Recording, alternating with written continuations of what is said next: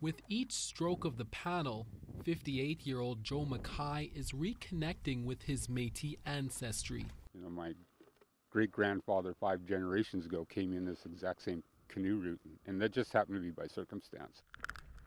McKay is traveling for more than 7,000 kilometers by kayak. It's like that book. It's the best of times and it's the worst of times. He began his journey from his home in Banff on May 1st and hopes to reach Montreal by the end of October, paddling on average 12 hours a day.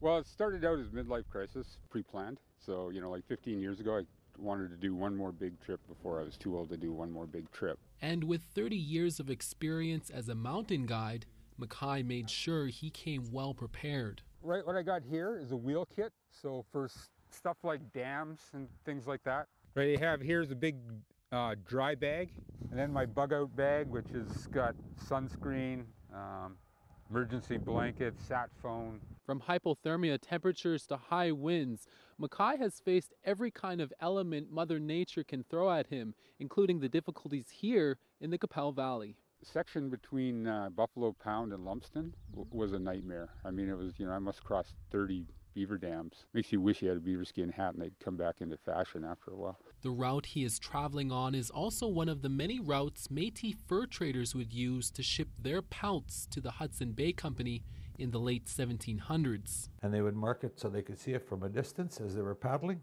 An educator for 34 years, Calvin Rossette has an extensive background in Métis history.